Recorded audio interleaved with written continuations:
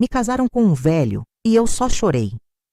Nasci numa manhã de sol escaldante, em janeiro de 1953, no pequeno povoado de Araripe, na divisa de Exu com o Ceará. Terra de Luiz Gonzaga, de canções que contam histórias como a minha. Maria das Dores, este foi o nome que me deram, talvez já antevendo meu destino. Nossa casa de taipa ficava ao final de uma estrada de barro vermelho, com um alpendre onde meu pai pendurava o chapéu quando voltava da roça. Éramos 7 ao todo. Meus pais, eu, 3 irmãos e 2 irmãs. O chão era de terra batida, as paredes irregulares cobertas por uma camada de cal que minha mãe renovava antes das festas de fim de ano, dando um ar de limpeza e dignidade àquela pobreza honesta. Na época das chuvas, a água entrava por pequenas frestas no telhado de palha. Minha mãe distribuía panelas e bacias pela casa, criando uma sinfonia metálica que embalava nossos sonhos. No período da seca, o pó se acumulava em tudo, criando uma fina camada avermelhada sobre nossas vidas. Meu pai, Severino, era um homem calado, de mãos calejadas e olhar distante. Trabalhava na terra dos outros, sonhando com o dia em que teria seu próprio pedaço de chão. Nunca falava de sonhos, mas eu o via olhando para o horizonte com aquela expressão de quem busca algo além das montanhas. Minha mãe, Josefa, era o oposto, falante, animada, sempre inventando histórias para nos distrair da fome e das dificuldades. Foi dela que herdei o gosto pelas palavras. À noite, sob a luz fraca de um lampião, ela pegava um graveto e desenhava letras no chão. Isso é um A, Maria. A de água, de amor, de amanhã. E assim fui aprendendo letra por letra a ler o mundo. Aos 7 anos, fui matriculada na única escola do povoado. Era uma sala improvisada na casa paroquial, onde Dona Sebastiana ensinava crianças de todas as idades. Foi ela quem me deu o primeiro caderno, um presente que guardei como tesouro. Naquelas páginas amareladas, comecei a desenhar meus sonhos. Dona Sebastiana foi a primeira pessoa a me fazer acreditar que eu poderia ser mais do que apenas filha, esposa e mãe. Maria tem um dom com as palavras, ela dizia para minha mãe nos dias de reunião. Devia continuar os estudos, quem sabe até se tornar professora. Minha mãe sorria, orgulhosa, mas ambas sabiam da impossibilidade daquele sonho. Meninas como eu não iam além do primário. Nosso destino era aprender o suficiente para ler a Bíblia, fazer contas simples e, principalmente, administrar uma casa. Os dias se passavam entre a escola, as tarefas domésticas e as brincadeiras no riacho que cortava as terras do Coronel Firmino, o homem mais rico da região. Com minhas irmãs e outras meninas, brincávamos de casinha, usando pedaços de cerâmica quebrada como pratos e folhas como comida. Enquanto isso, os meninos simulavam cavalgadas e pescarias. Já éramos treinados desde cedo para os papéis que a sociedade nos reservava. Aos domingos, íamos à missa na igrejinha branca do povoado. Era o único momento em que todas as famílias se reuniam. As mulheres de um lado, os homens do outro. Depois da celebração, ficávamos na praça, onde os mais velhos conversavam sobre política, colheita e o preço do algodão, enquanto nós, crianças, corríamos livres por algumas horas. Foi num desses domingos que ouvi pela primeira vez um sanfoneiro tocar Asa Branca. A melodia me atravessou como uma flecha, e as lágrimas vieram sem que eu entendesse o porquê. Talvez fosse um pressentimento do que estava por vir, ou apenas a conexão profunda com aquela terra sofrida, mas cheia de beleza, que o rei do Baião tão bem cantava. O tempo da infância passou rápido, como a água que escorre entre os dedos. Aos 12 anos, já era considerada uma mocinha. E minha mãe começou a me ensinar os segredos de uma boa esposa. Como fazer o feijão render mais em tempos de escassez, como tirar manchas das roupas usando limão, como adivinhar se uma criança nasceria menino ou menina pelo formato da barriga. Aprenda bem, Maria, porque é isso que vai garantir seu lugar no mundo, dizia ela, enquanto me mostrava como fazer renda de bilro nas tardes de domingo. Eu aprendia tudo com atenção, mas à noite escondida sob o lençol remendado, abria meu caderno da escola e escrevia pequenos poemas sobre pássaros que voavam para longe, sobre rios que corriam para o mar, sobre estrelas que brilhavam em universos distantes.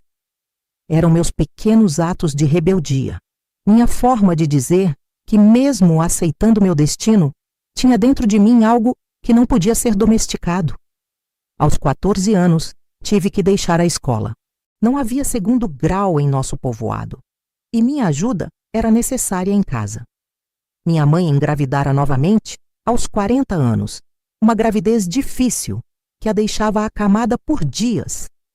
Assumi então muitas de suas tarefas: lavar roupa no riacho, cozinhar para a família, cuidar dos irmãos mais novos.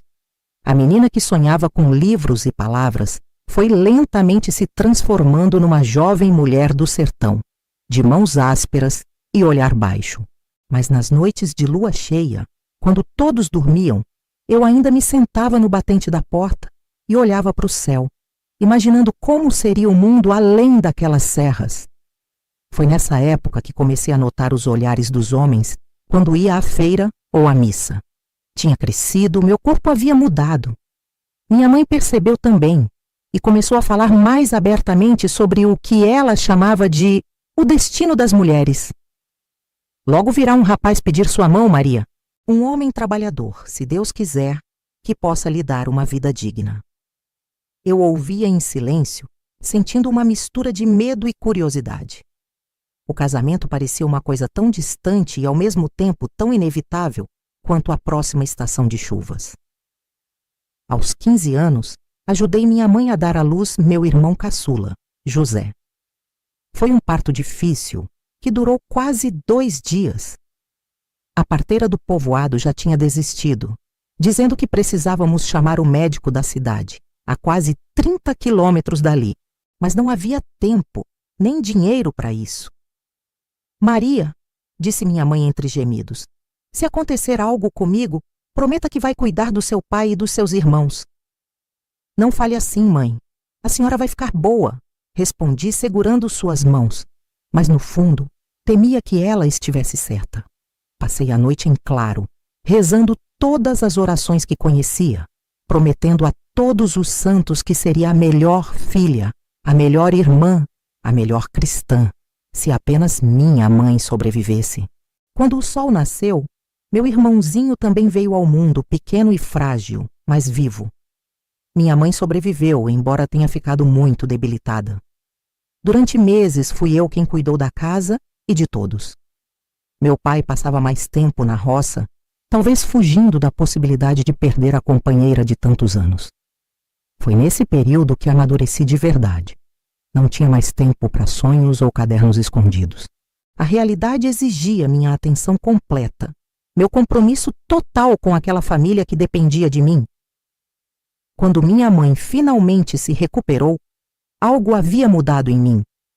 Tinha visto de perto a fragilidade da vida, o peso das responsabilidades, o valor de cada dia que conseguíamos passar juntos. E foi assim, com 16 anos recém-completados, que cheguei àquele mês de junho de 1969, quando minha vida mudaria para sempre. Os festejos de São João sempre foram os mais animados em nosso povoado.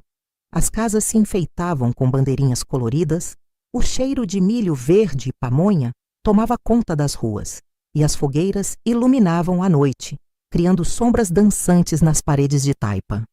Naquele ano, minha mãe havia costurado para mim um vestido novo, feito de retalhos de chita colorida que ela guardava há anos. "Para você ficar bonita na festa", disse ela, com um sorriso cúmplice. Eu sabia o que aquilo significava. Estava na idade de arranjar um pretendente. A praça central estava cheia quando chegamos. Grupos de músicos tocavam forró em diferentes cantos, e pares rodopiavam animados ao som das sanfonas. Meu pai logo se juntou aos outros homens para jogar dominó e beber cachaça. Minha mãe foi conversar com as comadres, levando o pequeno José no colo. Meus irmãos se dispersaram entre as brincadeiras e barracas de comida. Fiquei ali, sentada num dos bancos da praça, observando os casais dançando. Minhas amigas Maria do Carmo e Josefa vieram me chamar para dar uma volta pelas barraquinhas. Enquanto andávamos, rindo e comentando sobre os vestidos das outras moças, não percebi os olhos que me seguiam. Foi Josefa quem notou primeiro. Aquele sanfoneiro não tira os olhos de você, Maria, cochichou ela no meu ouvido. Olhei discretamente na direção que ela apontava. Um jovem tocava uma sanfona no palanque montado para os músicos. Devia ter uns 20 anos, cabelos escuros caindo sobre a testa, um sorriso fácil, enquanto seus dedos dançavam sobre o instrumento. Nossos olhares se cruzaram por um instante e senti meu rosto queimar de vergonha. É João Batista, o sobrinho de seu Manuel do armazém, explicou Maria do Carmo. Dizem que ele toca com Dominguinhos nas festas grandes de Petrolina. Tentei não olhar mais para ele, mas era como se alguma força me puxasse naquela direção. Quando a música acabou e os músicos fizeram uma pausa, vi que ele vinha em nossa direção. Josefa e Maria do Carmo deram risadinhas e se afastaram, me deixando sozinha. Boa noite, ele disse com uma voz que combinava perfeitamente com sua música. Espero que esteja gostando das canções. Estão muito bonitas, respondi olhando para o chão. Meu nome é João Batista, mas todo mundo me chama só de João. Eu sou Maria das Dores, filha de Severino da Cruz. Maria das Dores, ele repetiu como se estivesse experimentando o som do meu nome. É um nome forte demais para uma moça tão delicada. Sorri, sem saber o que responder. Nunca tinha conversado assim com um rapaz antes. Você gostaria de dar uma volta pela praça? Ele perguntou, oferecendo-me o braço. Olhei em volta, preocupada. Minha mãe. Podemos ficar onde todos possam nos ver, ele propôs, entendendo minha preocupação. Não quero causar problemas para você. Aceitei e caminhamos lentamente pela beirada da praça, sempre à vista de todos. João me contou sobre como aprendera a tocar sanfona com o avô, sobre as viagens que fazia para tocar em festas nas cidades vizinhas, sobre seu sonho de um dia tocar no Recife ou até mesmo no Rio de Janeiro. E você, Maria, quais são seus sonhos? Ninguém nunca tinha me feito essa pergunta antes. Por um momento pensei em dizer o que todos esperavam: casar, ter filhos, cuidar de uma casa. Mas algo nos olhos dele me fez dizer a verdade. Eu queria estudar, ser professora, talvez, ou escrever. Gosto muito de palavras. Em vez de rir ou achar estranho, como eu temia, João abriu um sorriso enorme. Palavras e música combinam perfeitamente, ele disse. São duas formas de contar histórias, de tocar a alma das pessoas. A conversa fluiu tão naturalmente que nem percebi o tempo passar. Logo os músicos estavam chamando João de volta para tocar. Antes de se despedir, ele segurou minhas mãos por um instante. Posso vê-la de novo amanhã? Na missa do domingo? Assenti, sentindo uma alegria que nunca tinha experimentado antes. Voltei para junto da minha família, com a sensação de que algo importante havia acontecido, como se uma porta tivesse se aberto para um mundo novo. No domingo, acordei antes do amanhecer. Vesti meu melhor vestido, aquele guardado para ocasiões especiais, e penteei meus cabelos com cuidado. Minha mãe notou a mudança, mas não disse nada. Apenas sorriu como quem entende os segredos do coração de uma filha. Na igreja, João estava lá, sentado entre os homens do outro lado da nave. Durante toda a missa, senti seu olhar sobre mim como uma carícia invisível. Quando a celebração terminou, ele me esperava na porta. Bom dia, Maria das Dores. Você está ainda mais bonita à luz do dia? Corei novamente, mas desta vez consegui olhar diretamente nos olhos dele. Eram olhos castanhos, profundos, que pareciam ver além do que eu mostrava ao mundo. Você vai ficar mais tempo no povoado? Perguntei. Uma semana, talvez um pouco mais. Meu tio está doente, vim ajudar no armazém. Caminhamos juntos até a praça, onde as famílias se reuniam após a missa. João me apresentou a seu tio, seu Manuel, que me cumprimentou com respeito. Meu pai observava de longe, com uma expressão que mesclava curiosidade e preocupação. Naquela tarde, João veio até nossa casa, formalmente, pedir permissão a meu pai para me fazer a corte. Era um gesto tradicional, respeitoso, que agradou a meus pais. Meu pai, depois de algumas perguntas sobre a família e as intenções de João, concedeu sua autorização com a condição de que nunca ficássemos sozinhos. Os dias que se seguiram foram os mais felizes da minha juventude. João vinha todas as tardes depois do trabalho no armazém e sentávamos no alpendre de casa, sempre sob o olhar vigilante de minha mãe ou de uma de minhas irmãs. Conversávamos sobre tudo. Os livros que eu tinha lido na escola, as cidades que ele conhecera em suas viagens, nossos sonhos para o futuro. Foi numa dessas tardes, enquanto observávamos o pôr do sol tingir de vermelho o céu do sertão, que João me falou sobre seus planos. Estou juntando dinheiro para ir para Recife, ele disse, em voz baixa para que só eu ouvisse. Tenho um amigo que toca num conjunto lá, disse que pode me apresentar a pessoas importantes. Senti um aperto no peito ao pensar que ele iria embora. Quando você vai? Perguntei, tentando esconder a tristeza na voz. João pegou minha mão discretamente, aproveitando que minha mãe havia entrado por um momento para buscar café. Só irei se você for comigo, Maria. Olhei para ele, surpresa. Como assim? Quero que você venha comigo para Recife. Podemos nos casar lá. Você poderia estudar, realizar seu sonho, e eu trabalharia durante o dia e tocaria à noite, até conseguir viver só de música. A proposta era ao mesmo tempo assustadora e maravilhosa. Deixar minha família, meu povoado, tudo o que conhecia, para seguir um sonho que até então parecia impossível. Meus pais nunca permitiriam, falei, sentindo o peso da realidade sobre aquela fantasia. Então teríamos que fugir, ele respondeu apertando minha mão. Sei que é muito pedir, mas penso em você dia e noite, Maria. Nunca senti por ninguém o que sinto por você. Antes que eu pudesse responder, minha mãe voltou com o café e tivemos que mudar de assunto. Mas as palavras de João ficaram ecoando em minha mente. Nas semanas seguintes, João estendeu sua estadia no povoado, inventando desculpas para não voltar à Petrolina. A cada encontro, ele falava mais sobre Recife, sobre como seria nossa vida lá. Aos poucos fui me deixando convencer. A ideia de uma vida diferente, onde pudesse estudar, onde pudesse ser mais do que apenas uma esposa e mãe, começou a criar raízes em meu coração.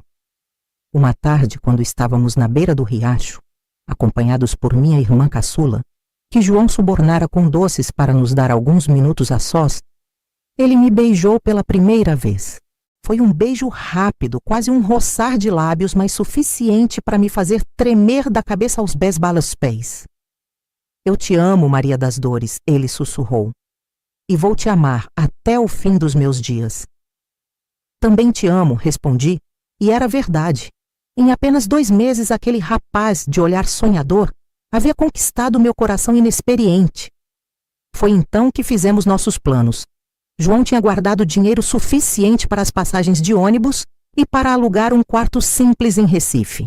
Iríamos no fim de agosto, quando haveria uma festa em Ouricuri e muitas pessoas estariam viajando, o que tornaria nossa fuga menos notável. Nos encontraremos à meia-noite na Capela Velha, no caminho para Bodocó, disse ele. De lá, caminharemos até a estrada principal e pegaremos o primeiro ônibus para Salgueiro e depois outro para Recife. Concordei, sentindo uma mistura de medo e excitação. Nas noites seguintes, comecei a separar discretamente algumas roupas e os poucos pertences pessoais que levaria comigo. Escrevi uma carta para meus pais, explicando minha decisão e pedindo perdão pela dor que lhes causaria. Guardei também o caderno onde escrevia meus poemas e pensamentos, e o pequeno terço de madeira que ganhara na primeira comunhão. À medida que o dia combinado se aproximava, crescia em mim uma ansiedade que mal conseguia disfarçar. Minha mãe, sempre atenta, notou minha inquietação.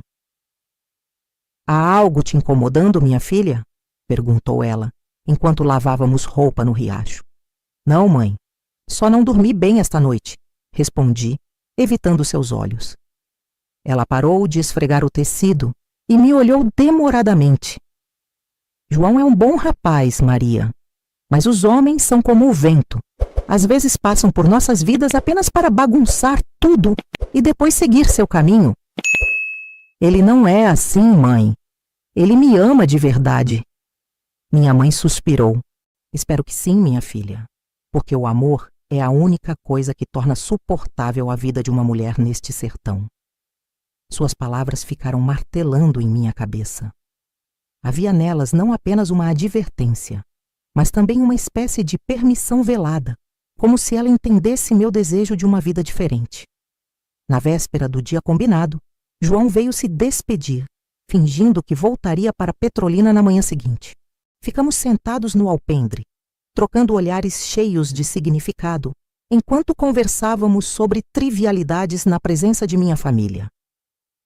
Até breve, Maria das Dores, ele disse ao partir, enfatizando as palavras de uma forma que só eu poderia entender. Até breve, João, respondi, sentindo meu coração acelerar. Naquela noite, não consegui dormir. Fiquei repassando mentalmente cada detalhe do plano, imaginando como seria nossa vida em Recife, como seria acordar todo dia ao lado de João, como seria poder estudar, talvez até fazer o que Dona Sebastiana tanto falava, me tornar professora. Por volta das 11 horas, quando todos já dormiam, levantei-me silenciosamente. Vesti o vestido de chita que minha mãe havia feito para o São João, coloquei num saco de pano as poucas coisas que levaria e deixei a carta sobre meu travesseiro. Estava prestes a sair pela porta dos fundos, quando ouvi um gemido vindo do quarto de meus pais. Era meu irmãozinho José, que dormia num pequeno berço ao lado da cama deles. Logo, o gemido se transformou num choro e então em gritos de dor. Fiquei paralisada, dividida entre meu plano de fuga e a preocupação com meu irmão. Os gritos aumentaram e logo minha mãe estava de pé, acendendo o lampião, um olhar de pânico no rosto. Maria, graças a Deus você está acordada. O José está queimando de febre. Coloquei meu saco de pano atrás da porta e corri para ajudar. Meu irmãozinho, de apenas 1 ano, ardia em febre e seu pequeno corpo convulsionava. Meu pai levantou-se rapidamente, correndo para chamar o curandeiro do povoado, já que não havia médico nas proximidades. Passei as horas seguintes ajudando minha mãe a tentar baixar a febre de José. Esfregávamos seu corpinho com panos molhados em água fria. Dávamos chás de ervas que minha mãe guardava para emergências. Rezávamos todas as orações que conhecíamos. O curandeiro, seu Antônio, chegou por volta das 2 da manhã. Examinou José, fez benzimentos, preparou uma infusão amarga que conseguimos fazer o bebê engolir aos poucos. É febre do mal, disse ele em sua sabedoria antiga. Mas este menino é forte, vai resistir. Enquanto lutávamos pela vida de José, esqueci completamente do encontro com João. Foi só quando a febre finalmente cedeu, já próximo do amanhecer, que me lembrei. Um desespero me tomou ao perceber que tinha perdido a hora, que João devia ter esperado em vão na Capela Velha, que talvez ele tivesse partido sem mim, pensando que eu tinha desistido. Mas não podia deixar minha família naquele momento. José ainda estava frágil, minha mãe exausta após a noite em claro. Que tipo de pessoa eu seria se abandonasse meu irmãozinho entre a vida e a morte, se deixasse minha mãe lidar sozinha com aquela situação? O dia raiou, e com ele veio a certeza de que João havia partido. Nossa chance tinha se perdido. Enquanto balançava José em meus braços, lágrimas silenciosas escorriam pelo meu rosto, não apenas pelo amor que se foi, mas também pelo futuro que eu tinha vislumbrado e que agora parecia impossível de alcançar. Nos dias seguintes, esperei por algum sinal de João. Talvez uma carta, uma mensagem através de alguém. Mas nada veio. Era como se ele tivesse desaparecido completamente da minha vida, levando consigo todos os meus sonhos. José se recuperou lentamente. Minha mãe dizia que tinha sido um milagre, que São Francisco tinha ouvido nossas preces. Eu me perguntava se não tinha sido também uma intervenção divina para me impedir de cometer o que, aos olhos de todos, seria uma loucura. Semanas depois, quando já tinha perdido a esperança de ter notícias de João, uma senhora que voltava de Petrolina me trouxe um recado. Encontrei com João Batista, o sanfoneiro, na feira, ela disse. Ele me pediu para lhe dizer que entende o que aconteceu, que não guarda mágoa e que ainda tem esperança de um dia vocês se reencontrarem. Aquelas palavras me deram um pequeno conforto. João não tinha me odiado por não aparecer. Ele entendia. Talvez um dia o destino nos reunisse novamente, mas o destino, como logo descobriria, tinha outros planos para mim. O mês de outubro chegou com ventos secos e a promessa distante de chuvas que só viriam em dezembro se viessem. A colheita daquele ano tinha sido magra e muitas famílias já começavam a falar em mandar os filhos mais velhos para São Paulo, em busca de trabalho nas fábricas. Meu pai andava mais calado que o habitual, com rugas de preocupação vincando seu rosto curtido pelo sol. Várias noites o vi sentado no alpendre, fumando seu cachimbo barato, olhando para o nada com aquela expressão que aprendera a reconhecer ao longo dos anos. Era o olhar de um homem que não sabia como alimentar sua família. Numa dessas noites, reuni coragem e sentei-me ao seu lado. Ficamos em silêncio por um tempo, apenas sentindo a brisa noturna que trazia algum alívio após o calor sufocante do dia. Pai, se o senhor quiser, posso procurar trabalho na cidade, falei por fim. Dizem que a fábrica de tecidos em Juazeiro está contratando moças. Meu pai deu uma longa tragada no cachimbo antes de responder. Não é lugar para uma moça direita, Maria. Essas fábricas, histórias que a gente ouve. Mas poderíamos usar o dinheiro e eu seria cuidadosa. Não daria motivos para falarem de mim. Ele me olhou com um misto de orgulho e tristeza. Você é uma boa filha, Maria. Sempre foi. Mas não se preocupe. Deus vai abrir um caminho. Não insisti mais naquela noite, mas a ideia de ajudar financeiramente minha família não saía da minha cabeça. Talvez fosse uma forma de compensar a dor que quase lhes causei ao planejar fugir com João. Uma semana depois, meu pai chegou em casa mais cedo que o habitual. Vinha acompanhado de seu José Bezerra, um dos homens mais ricos do município.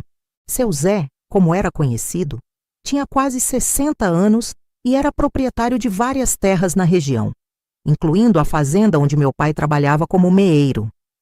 Viúvo há 5 anos, seu Zé era conhecido por seu temperamento difícil e seu jeito autoritário.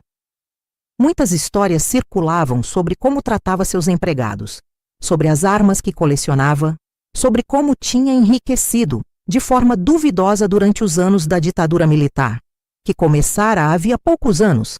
Maria, traga café para a visita, ordenou meu pai, com uma formalidade incomum na voz. Obedeci rapidamente, sentindo os olhos de seu Zé me seguirem enquanto eu servia o café no alpendre. Ele agradeceu com um aceno de cabeça, seus olhos pequenos e escuros, analisando cada movimento meu. Senti um arrepio de desconforto, mas atribuí a reverência natural que sentíamos pelos poucos homens ricos da região. Após o café, meu pai pediu que eu me retirasse para dentro de casa. Antes de entrar, porém, ouvi seu Zé comentar. Uma bela moça, Severino. Seria uma ótima esposa. Um peso instalou-se no meu estômago ao ouvir aquelas palavras. Não era incomum que homens mais velhos e estabelecidos procurassem esposas jovens, especialmente entre as famílias mais pobres. Era uma espécie de acordo tácito. O homem ganhava uma companheira jovem para seus últimos anos, e a família da moça ganhava segurança financeira e prestígio social. Durante o jantar, meu pai evitou meu olhar. Comeu em silêncio, respondendo apenas com monossílabos às perguntas de minha mãe sobre o trabalho. Antes de se recolher, porém, chamou minha mãe para uma conversa no quintal. Do interior da casa, pude vê-los gesticulando intensamente, minha mãe balançando a cabeça em negativa várias vezes. Naquela noite, praticamente não dormi. Um medo indefinido apertava meu peito, como se algo importante estivesse prestes a mudar em minha vida. Na manhã seguinte, Enquanto ajudava minha mãe a preparar o café, ela me olhou com olhos marejados. Maria, minha filha, seu pai quer falar com você depois do café. É sobre seu Zé, não é? Perguntei, já sabendo essa resposta. Minha mãe apenas assentiu, incapaz de dizer mais. Depois que meus irmãos saíram para suas tarefas e meu pai terminou sua refeição, ele me chamou para sentar-se com ele no quintal, sob a sombra de uma velha mangueira que, apesar da seca, teimava em se manter verde. Maria, você já tem 17 anos. Está na idade de casar. Ele começou olhando para suas mãos calejadas em vez de para mim. Sim, pai. Seu Zé Bezerra é um homem respeitado na região. Tem terras, gado, uma casa de alvenaria na cidade. Não passaria fome ou necessidade sendo esposa dele. Senti o sangue gelar em minhas veias. Pai, o senhor está me dizendo que seu Zé quer se casar comigo? Meu pai finalmente levantou os olhos. É mais que isso, Maria. Já está acertado. Como assim acertado? Perguntei, minha voz subindo uma oitava. Seu Zé concordou em perdoar todas as dívidas que tenho com ele se você aceitar ser sua esposa. Também prometeu um emprego melhor para mim, como capataz da fazenda principal. E disse que ajudará seus irmãos a conseguirem estudos, se quiserem. Senti como se o mundo girasse ao meu redor. A proposta, na verdade, era uma sentença. Eu seria trocada pelo bem-estar financeiro da minha família. Pai, eu não o amo. Ele tem idade para ser meu pai, talvez até meu avô. O amor vem com o tempo, filha. Sua mãe e eu também mal nos conhecíamos quando casamos. Além disso, não estamos em posição de recusar. Se eu não pagar o que devo a seu Zé até o fim do ano, perderemos tudo o que plantamos, talvez até nossa casa.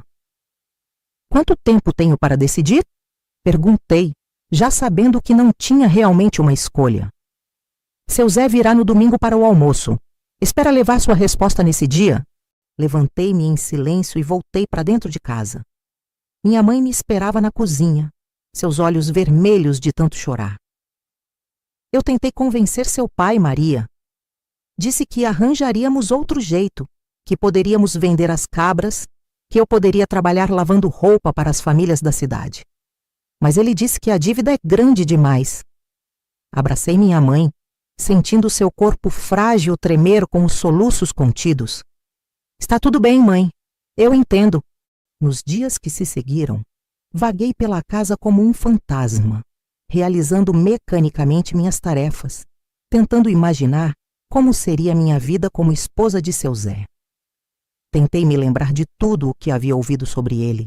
Era um homem rígido, religioso à sua maneira, que frequentava a missa aos domingos, mas tratava os empregados com dureza durante a semana. Sua primeira esposa, Dona Eulália, tinha sido uma mulher quieta e submissa, que raramente aparecia em público nos últimos anos de vida. Diziam que havia morrido de desgosto, aquela doença misteriosa que acometia mulheres infelizes demais para continuar vivendo, mas resignadas demais para tirar a própria vida. Pensei em João, em nossos sonhos de uma vida em Recife, em como tudo poderia ter sido diferente se meu irmão não tivesse adoecido naquela noite fatídica. Por um momento, cogitei fugir sozinha, ir para a capital, procurar trabalho como doméstica, qualquer coisa que me livrasse daquele destino. Mas para onde iria uma moça de 17 anos, sem dinheiro, sem estudos, sem conhecidos na cidade grande? E como poderia abandonar minha família, sabendo que minha recusa agravaria ainda mais sua situação? O domingo chegou, indesejado, mas inevitável, como a seca que castiga o sertão. Seu Zé apareceu pontualmente às 11 horas, dirigindo seu jipe verde-oliva, um dos poucos carros da região. Vinha bem vestido, com um terno de linho claro, gravata e chapéu de feltro, como se já estivesse pronto para oficializar o noivado. Minha mãe havia preparado o melhor almoço que nossas condições permitiam: galinha caipira com pirão, feijão verde, arroz, farofa de jerimum. A toalha da mesa era a mesma das festas de final de ano, bordada com motivos natalinos que pareciam deslocados naquela situação. Durante o almoço, seu Zé falou sobre sua fazenda, sobre os planos de expandir a criação de gado, sobre a casa na cidade que estava sendo reformada para receber uma nova dona.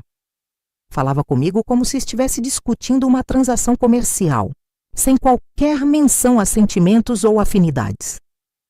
Após a refeição, ele pediu para ficar a sós comigo no alpendre. Com relutância, meus pais nos deixaram, não sem antes meu pai lançar um olhar severo que me lembrava da importância daquela conversa. Seu Zé sentou-se na cadeira de balanço, oferecendo-me o banco ao seu lado. De perto, notei as rugas profundas em seu rosto, as mãos manchadas pela idade, o cheiro forte de loção pós-barba misturado com tabaco. Maria das Dores, seu pai já deve ter lhe falado sobre minha proposta. Ele começou, sua voz grave e pausada. Sim, senhor. Tenho observado você há algum tempo. É uma moça prendada, respeitosa, de boa família. Seria uma ótima companheira para meus últimos anos. Engoli em seco, tentando não demonstrar o desconforto que aquelas palavras me causavam. Seu pai está em uma situação difícil, Maria. As secas dos últimos anos, as pragas que atacaram a plantação, só um milagre ou minha ajuda podem salvá-lo da ruína completa. Eu sei, seu Zé. Meu pai me explicou. Então também sabe que esta é uma oportunidade única para sua família. E para você também. Como minha esposa, nunca lhe faltará nada. Terá uma casa confortável, empregadas, roupas novas. Poderá ajudar seus pais e irmãos sempre que precisarem. Ele fez uma pausa, como se esperasse que eu demonstrasse gratidão por sua generosidade. Mantive-me em silêncio, olhando para as mãos que apertavam nervosamente o tecido do vestido. Não espero que me ame agora, Maria. Sei que sou velho demais para despertar paixão em uma jovem como você. Mas prometo tratá-la com respeito, dar-lhe uma vida digna. E quem sabe, com o tempo, algum afeto possa nascer entre nós. Levantei os olhos, encontrando seu olhar firme e determinado. Não havia nele a suavidade que via nos olhos de João, nem o brilho de sonhos compartilhados. Era o olhar de um homem acostumado a conseguir o que queria, a dar ordens e ser obedecido. E se eu disser não? Perguntei em um último lampejo de rebeldia. O semblante de seu Zé endureceu. Seria uma decisão imprudente, minha jovem. Seu pai perderia tudo o que construiu. Sua família provavelmente teria que deixar estas terras, tentar a sorte em outro lugar, talvez até se juntar às levas de retirantes que vão para São Paulo. Ele fez uma pausa calculada antes de continuar. Além disso, sou um homem respeitado na região. Tenho amigos influentes. Seria muito difícil para seu pai encontrar trabalho por aqui depois de me desagradar. A ameaça velada estava clara. Ou eu aceitava o casamento, ou minha família sofreria as consequências de minha recusa. Quando seria o casamento? Perguntei já resignada. Antes do Natal seria ideal. Dá tempo de prepararmos tudo adequadamente. E começaríamos o novo ano já como marido e mulher. 3 meses. Era o tempo que me restava de liberdade. Aceito, disse simplesmente, sentindo uma parte de mim morrer com aquelas palavras. Seu Zé abriu um sorriso satisfeito. Fez a escolha certa, Maria. Não se arrependerá. Ele chamou meus pais de volta e, na presença deles, formalizou o pedido de casamento, como se minha aceitação prévia tivesse sido apenas uma formalidade. Meu pai mostrava um alívio visível, como se um grande peso tivesse sido tirado de seus ombros. Minha mãe tentava sorrir, mas seus olhos revelavam a tristeza que sentia. Quando seu Zé finalmente partiu, a casa mergulhou num silêncio pesado, carregado de emoções não ditas. Naquela noite, deitada em minha esteira no quarto que dividia com minhas irmãs, permiti-me chorar silenciosamente, as lágrimas molhando o travesseiro, enquanto eu me despedia de todos os sonhos que tinha acalentado. As semanas seguintes passaram em um borrão de preparativos. Seu Zé enviou tecidos finos da cidade para que minha mãe e uma costureira local confeccionassem meu vestido de noiva. Também mandou convites impressos para todas as famílias importantes da região e contratou um conjunto musical de Petrolina para tocar na festa. O casamento seria na igreja matriz da cidade, celebrado pelo padre Cícero, seguido de uma recepção na casa grande da fazenda principal de seu Zé. Seria o evento social do ano, comentado por todos como o conto de fadas da moça pobre que se casou com o fazendeiro rico. Somente minha mãe percebia o vazio em meus olhos, a tristeza que eu tentava esconder sob um sorriso forçado. À noite, quando estávamos sozinhas preparando o enxoval, ela tentava me consolar. Talvez não seja tão ruim, minha filha. Seu Zé já está velho, não viverá para sempre. E depois você estará livre, com uma boa situação financeira, podendo fazer o que quiser da vida. É pecado desejar a morte do próprio marido, mãe, respondi, sem conseguir evitar um sorriso amargo. Não é desejar a morte, é apenas reconhecer o curso natural da vida, ela corrigiu. O importante é que você seja uma boa esposa enquanto durar o casamento. É o seu dever cristão. Na semana anterior ao casamento, recebi uma visita inesperada. Era Josefa, minha amiga de infância, que havia se mudado para Bodocó 2 anos antes. Vim assim que soube, ela disse enquanto caminhávamos pelo quintal, longe dos ouvidos de minha família. É verdade que vai se casar com seu Zé Bezerra? É verdade, confirmei. Será no próximo sábado. Josefa segurou minhas mãos entre as suas. Maria, você não precisa fazer isso. Pode vir comigo para Bodocó. Meu tio tem uma vendinha lá. Sempre precisa de ajuda. Não pagaria muito, mas daria para você se sustentar até encontrar algo melhor. Por um instante, a possibilidade de escape fez meu coração acelerar. Mas logo, a realidade voltou a pesar sobre meus ombros. Não posso, Josefa. Minha família depende deste casamento. Meu pai deve muito a seu Zé e este foi o acordo. Mas é sua vida, Maria. Não pode se sacrificar assim. Já está decidido, falei, com uma firmeza que não sentia realmente. Agradeço sua preocupação, mas peço que respeite minha decisão. Josefa me abraçou, lágrimas escorrendo por seu rosto. Estarei no casamento então para apoiá-la. E se um dia precisar de ajuda, qualquer ajuda, saiba que pode contar comigo.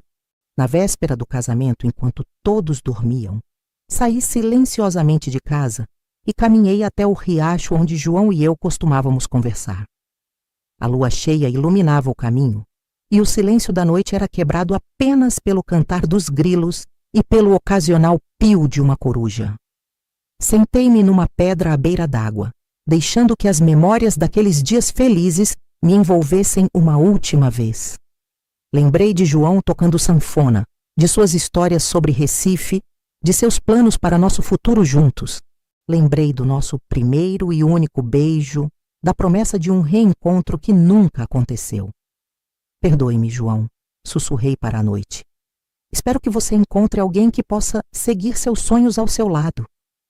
Tirei de dentro do vestido o pequeno caderno onde escrevia meus poemas e pensamentos. Folheei-o lentamente, relendo frases escritas com tanta esperança, sonhos registrados com tanta certeza. Então, num gesto simbólico de despedida daquela Maria sonhadora, arranquei as páginas uma a uma e as deixei cair no riacho, onde foram levadas pela correnteza fraca, dissolvendo-se na água escura. A Maria que se casaria no dia seguinte seria outra, uma mulher prática, resignada, que cumpriria seu dever para com a família, que seria uma esposa obediente e respeitosa, que enterraria seus sonhos e desejos sob camadas de responsabilidade e sacrifício. Voltei para casa com o caderno vazio, guardando-o como lembrança de um tempo que não voltaria mais. O dia do casamento amanheceu claro e quente, como a maioria dos dias no sertão. Minha mãe e minhas irmãs me ajudaram a me arrumar, vestindo o longo vestido branco de renda e cetim, arrumando meus cabelos num coque elaborado, colocando o véu e a grinalda que seu Zé mandara buscar em Recife. Olhando-me no único espelho da casa, mal reconheci a jovem que me encarava de volta. Parecia mais velha, mais séria, como se o peso da decisão tivesse acelerado o tempo em meu rosto. Você está linda, minha filha, disse minha mãe, seus olhos brilhando de lágrimas contidas. O trajeto até a igreja foi feito no jipe de seu Zé, conduzido por seu capataz, já que o noivo nos esperava no altar. Meu pai, ao meu lado, parecia desconfortável em seu terno emprestado, demasiado grande para seu corpo magro de trabalhador rural. Está fazendo a coisa certa, Maria, ele disse quando estávamos quase chegando. Um dia você vai entender que foi para o seu bem também. Não respondi. As palavras haviam me abandonado, assim como as lágrimas e os protestos. Restava apenas uma aceitação silenciosa do destino que me aguardava. A igreja estava lotada. De um lado, as famílias importantes da região, com suas roupas caras e seus olhares curiosos para a noiva tão jovem. Do outro, os mais humildes, incluindo minha família e alguns amigos, deslocados naquele ambiente formal, mas felizes por participarem de um evento tão importante. Procurei no mar de rostos por Josefa, encontrando-a apenas quando já caminhava pelo corredor central, de braço dado com meu pai. Ela me sorriu encorajadoramente, mas pude ver a tristeza em seus olhos. No altar, seu Zé me esperava, imponente em seu terno escuro, cabelos grisalhos bem penteados, um sorriso satisfeito no rosto. Ao seu lado, como padrinho, estava o prefeito da cidade, outro homem de idade avançada que me olhava com uma mistura de inveja e aprovação. A cerimônia foi breve, com o padre Cícero enfatizando meus deveres como esposa: obediência, fidelidade, submissão. Repeti os votos mecanicamente, como uma atriz recitando falas que não compreende completamente. Eu vos declaro marido e mulher, anunciou o padre. O que Deus uniu, o homem não separe. Seu Zé levantou meu véu e depositou um beijo seco em meus lábios, seu primeiro gesto como meu marido. Senti o cheiro forte de sua loção pós-barba, a aspereza de sua barba recém-feita contra minha pele, e reprimi um estremecimento. A recepção na fazenda foi grandiosa, com comida abundante, música ao vivo e decoração elegante. Circulei entre os convidados como uma sombra, sorrindo automaticamente, agradecendo felicitações que soavam como condolências aos meus ouvidos. Quando a festa já ia avançada e muitos convidados começavam a se retirar, seu Zé me conduziu para longe da aglomeração, em direção à casa grande. Está na hora de nos recolhermos, esposa, ele disse, sua voz carregada de uma expectativa que fez meu estômago revirar. Despedi-me rapidamente de meus pais e irmãos que retornariam para casa naquela noite. Minha mãe me abraçou longamente, sussurrando em meu ouvido: coragem, minha filha. Deus nunca nos dá um fardo maior do que podemos carregar. O quarto principal da casa grande era espaçoso e luxuoso comparado ao que eu estava acostumada. Uma cama de casal dominava o centro, coberta por lençóis brancos bordados à mão. Um crucifixo pendia da parede acima da cabeceira, como se Jesus fosse testemunha silenciosa do que aconteceria ali. Vou lhe dar alguns minutos para se preparar, disse seu Zé, retirando-se para um cômodo adjacente. Tremendo, tirei o vestido de noiva e vesti a camisola branca que fazia parte do enxoval. Era fina demais para meu gosto, revelando mais do que ocultando as formas do meu corpo jovem. Sentei-me na beirada da cama, tentando controlar o pânico que crescia em meu peito. Minha mãe havia me explicado o que aconteceria em conversas embaraçadas nas semanas anteriores. É seu dever como esposa, ela repetia, e com o tempo se torna mais fácil. Quando seu Zé retornou, vestindo um robe de seda sobre o pijama, senti um nó na garganta. Ele se aproximou, sentando-se ao meu lado na cama, e passou os dedos pelo meu cabelo, agora solto sobre os ombros. Finalmente minha, ele murmurou, sua voz embargada. O que se seguiu foi tão mecânico quanto a cerimônia de casamento. Fechei os olhos e pensei em outras coisas. No riacho durante a estação das chuvas, nas histórias que minha mãe contava, nas canções que João tocava na sanfona. Meu corpo estava ali, cumprindo seu papel de esposa, mas minha mente vagava longe, procurando refúgio nas memórias de dias mais felizes. Quando tudo acabou e seu Zé adormeceu ao meu lado, permiti-me uma única lágrima que escorreu silenciosamente pelo meu rosto e se perdeu no travesseiro. Era a última lágrima que me permitiria derramar por aquilo que não poderia mudar.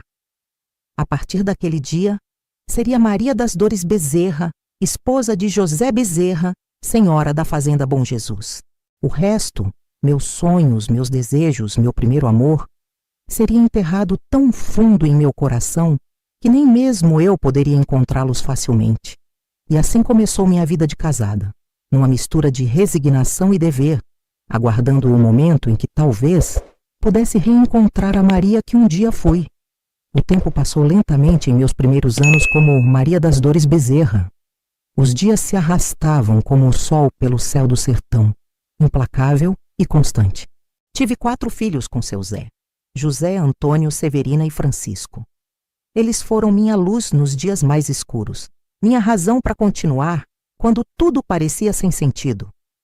27 anos de casamento, de silêncios à mesa, de noites de dever cumprido, de orações pedindo força. 27 anos vendo meus filhos crescerem, estudarem, e isso seu Zé permitiu, pois queria que fossem doutores e, aos poucos, construírem suas próprias vidas, até que numa manhã de outubro de 1997, o inevitável aconteceu. Seu Zé não acordou. Partiu durante o sono, aos 87 anos, vítima de um ataque cardíaco fulminante.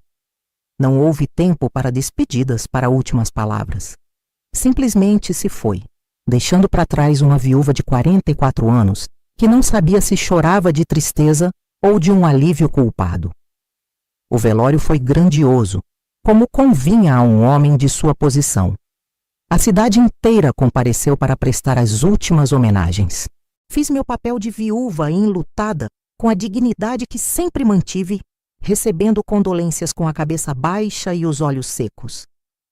Meus filhos, já adultos, permaneceram ao meu lado, tão sérios e compenetrados quanto o pai lhes ensinara a ser. Após o enterro e a leitura do testamento, veio a surpresa que ninguém esperava. Seu Zé, sempre tão controlador em vida, havia deixado tudo para mim. Não apenas uma parte, mas todas as propriedades, o dinheiro, os investimentos, uma fortuna considerável que me tornava de repente uma das mulheres mais ricas da região. Ele sempre dizia que a senhora foi a melhor decisão da vida dele, comentou o advogado ao entregar-me os documentos. Nos meses que se seguiram, descobri uma liberdade que jamais havia conhecido. Podia decidir sobre minha vida, sobre meus passos, sem precisar prestar contas a ninguém. Meus filhos haviam seguido seus caminhos. José e Antônio administravam parte dos negócios. Severina se casara com um médico de Recife e Francisco cursava direito na capital. Vendi algumas das propriedades, mantive outras e finalmente realizei um sonho antigo. Matriculei-me num curso supletivo para concluir os estudos interrompidos na adolescência. Aos 45 anos, sentei-me entre jovens que mal acreditavam na história da viúva rica que queria aprender. E foi através de uma colega de classe que recebi a notícia que mudaria novamente o curso da minha vida. Dona Maria, disse ela, meu tio tem uma loja de instrumentos musicais em Salgueiro. Outro dia, comentando sobre a senhora, ele me falou de um sanfoneiro que conhece, um tal de João Batista, que sempre pergunta por uma Maria das Dores de Exu. Meu coração quase parou ao ouvir aquele nome. João. Meu João, o rapaz dos olhos sonhadores, da sanfona triste, do beijo roubado à beira do riacho. Ele ainda pergunta por mim? Consegui balbuciar. Sim, senhora. Meu tio disse que ele nunca se casou. Toca em festas pela região, mas sempre volta para Salgueiro. Diz que está esperando alguém. Naquela noite, não consegui dormir. Memórias há tanto tempo enterradas voltaram à superfície, frescas como se tivessem acontecido na véspera. O planejamento da fuga, a doença do meu irmão, a espera que não se cumpriu, o casamento forçado e agora esta notícia, esta possibilidade que eu jamais tinha ousado imaginar. 2 meses depois, arrumei coragem para viajar até Salgueiro. Disse a todos que ia resolver questões de negócios, mas, na verdade, só tinha um objetivo: encontrar João Batista, se ainda fosse possível. A loja de instrumentos ficava numa rua estreita, próxima à Praça Central. O dono, um senhor simpático de barba branca, arregalou os olhos quando me apresentei. Maria das Dores de Exu? A mesma que o João sempre menciona? Acredito que sim, respondi, sentindo o rosto queimar como se fosse novamente uma adolescente. Ele toca hoje à noite na festa de Santo Antônio, no distrito de Conceição das Crioulas. Se a senhora quiser, posso levá-la até lá. Aceitei a oferta, tentando conter a ansiedade que me dominava. Como seria João agora, após tantos anos? Teria ele mudado tanto quanto eu? Reconheceria em mim a jovem por quem se apaixonara? A festa era simples, típica do interior, com barraquinhas, procissão e muita música. Fiquei observando de longe quando João subiu ao pequeno palco montado na praça. Estava mais velho, claro, com cabelos grisalhos e o rosto marcado pelo tempo, mas seus olhos ainda tinham aquele brilho sonhador que me conquistara há mais de 2 décadas. Quando começou a tocar Asa Branca, senti as lágrimas escorrerem livremente pelo meu rosto.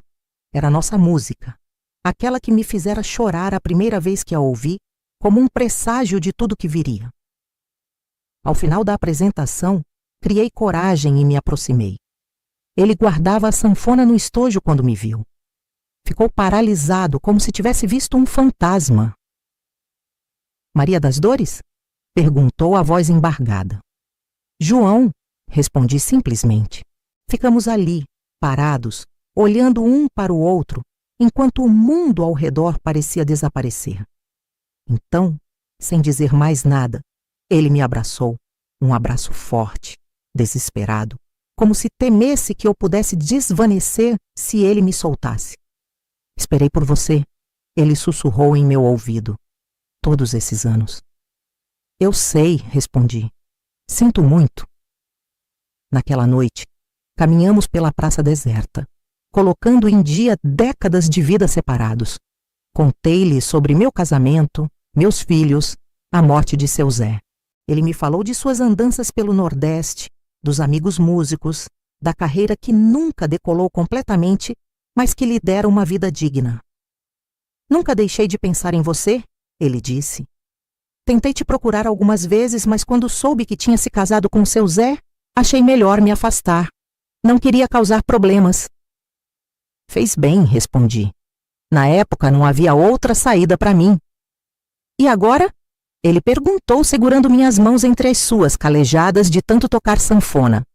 Agora há uma saída, Maria. Olhei para nossos dedos entrelaçados, para o contraste entre minhas mãos cuidadas de viúva rica e as dele, ásperas de trabalhador. E vi ali a metáfora de nossas vidas, diferentes caminhos que, contra todas as probabilidades, voltavam a se cruzar. Agora somos livres, João. Pela primeira vez na vida, verdadeiramente livres. Nos meses seguintes, vivemos um romance tardio, porém intenso. João se mudou para uma pequena casa que comprei perto da minha. Não morávamos juntos. O respeito pelos meus filhos e pela memória ainda recente de seu Zé nos impedia. Mas passávamos todos os momentos possíveis na companhia um do outro. Recuperamos o tempo perdido com conversas até o amanhecer, passeios pela região, planos para o futuro que ainda tínhamos pela frente. João me ensinou a tocar algumas notas na sanfona. Eu o ensinei a apreciar os livros que finalmente tinha tempo para ler. Quando completei 50 anos, em 2003, recebi a notícia que mudaria novamente minha vida. O médico, com uma expressão grave, me informou que eu tinha um câncer avançado, com poucas chances de cura. Quanto tempo? Perguntei, surpreendentemente calma. 6 meses, talvez 1 ano com tratamento agressivo. Sinto muito, Dona Maria. Ao sair do consultório, em vez de desespero, senti uma estranha paz. Tinha vivido uma vida completa. Conheci o sacrifício, a resignação, a maternidade. e, finalmente, o amor verdadeiro. O que mais poderia pedir? Decidi não contar imediatamente para João, nem para meus filhos. Primeiro, precisava organizar tudo, garantir que estariam todos amparados quando eu partisse. Dividi os bens entre meus filhos, guardando apenas o suficiente para viver confortavelmente meus últimos meses. Para João, separei uma quantia que lhe garantiria tranquilidade pelo resto da vida. Quando finalmente contei, 2 semanas depois, João se recusou a aceitar. Vamos procurar outros médicos, tratamentos experimentais, qualquer coisa, ele insistia desesperado. João, falei suavemente, segurando suas mãos. Já perdi tempo demais na vida. Não quero passar meus últimos meses em hospitais, sofrendo com tratamentos que apenas adiarão o inevitável. Quero viver o que me resta intensamente, ao seu lado. Ele chorou como uma criança, agarrado a mim como se pudesse me ancorar neste mundo pela força de seu abraço. Prometi a ele que lutaria, mas à minha maneira. Nas semanas seguintes, realizamos um desejo antigo.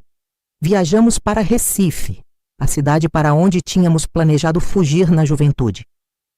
Hospedamo-nos em um hotel à beira-mar e João me levou para conhecer todos os lugares que tinha mencionado naquelas conversas à beira do riacho. O Marco Zero, a Rua do Bom Jesus, o Paço Alfândega, o Teatro Santa Isabel. Uma noite, sentados na praia, observando as ondas sob o luar, João tirou do bolso uma pequena caixa. Sei que é tarde demais, Maria. Sei que o tempo nos foi roubado, mas mesmo assim, quero que seja minha esposa pelo tempo que nos restar. Abriu a caixa, revelando uma aliança simples, de prata. Não era cara nem luxuosa como as joias que seu Zé me dera, mas valia mais que todas elas juntas. João Batista, você esperou por mim a vida inteira. Como poderia recusar? Casamo-nos 2 semanas depois, numa cerimônia simples na pequena capela da fazenda. Meus filhos, inicialmente relutantes, acabaram aceitando João em suas vidas ao perceberem a felicidade que ele me trazia. Severina, sempre a mais sensível, disse-me após a cerimônia: Mãe, nunca vi seus olhos brilharem assim. Devia ter conhecido João antes. Conheci, minha filha, respondi. Conheci no tempo certo, só não pude escolhê-lo naquela época. Os meses passaram e, surpreendentemente, minha saúde não piorou como os médicos previam. Pelo contrário, parecia que a felicidade adiava o progresso da doença. 1 ano se transformou em 2, depois em 3. Os médicos não entendiam como era possível. Foi quando, numa consulta de rotina, veio a revelação que mudou tudo. Havia sido um erro de diagnóstico. O que parecia um câncer terminal era, na verdade, uma condição benigna, tratável com medicação. A senhora tem muitos anos pela frente, Dona Maria, disse o médico, parecendo tão surpreso quanto eu. Quando contei a João, ele caiu de joelhos, agradecendo aos céus pela segunda chance que a vida nos dava. Não apenas tínhamos nos reencontrado após décadas separados, mas agora teríamos tempo para viver plenamente esse amor tardio. Hoje, aos 70 anos, olho para trás e vejo que minha vida foi como uma sanfona, com momentos de expansão e contração, com melodias tristes e alegres, com ritmos que só fazem sentido quando se ouve a música completa. Meus filhos seguiram seus caminhos. José e Antônio continuam administrando as propriedades que restaram. Severina me deu 3 netos maravilhosos. Francisco se tornou um advogado respeitado, defendendo causas sociais, algo que me enche de orgulho.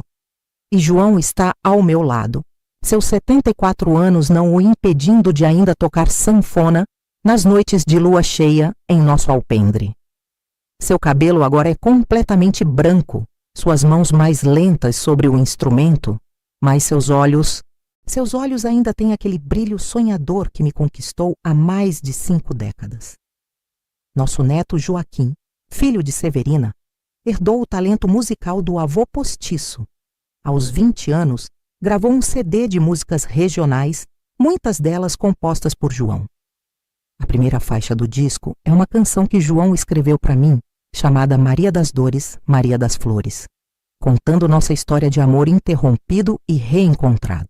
Às vezes, quando o sol se põe e o sertão se tinge de vermelho, João e eu sentamos no alpendre da pequena casa que construímos para nós, longe da sede da fazenda onde vivi com seu Zé. De mãos dadas, observamos a terra que tanto nos deu e tanto nos tirou. Valeu a pena esperar, Maria? Ele me pergunta de vez em quando, como se ainda não acreditasse em nossa sorte tardia. Cada minuto, João, respondo sempre. Cada minuto. E assim vivemos, dois velhos apaixonados, provando que o amor verdadeiro não tem idade, não tem tempo. Pode dormir por décadas, mas nunca morre. Como a asa branca de Luiz Gonzaga, pode voar para longe durante a seca, mas sempre retorna quando o perde dos olhos de esperança volta a brilhar. Essa é só uma parte da minha história. E agora eu quero saber de você. De onde você está me ouvindo? Me conta nos comentários. Quero sentir que tem gente aí do outro lado me acompanhando,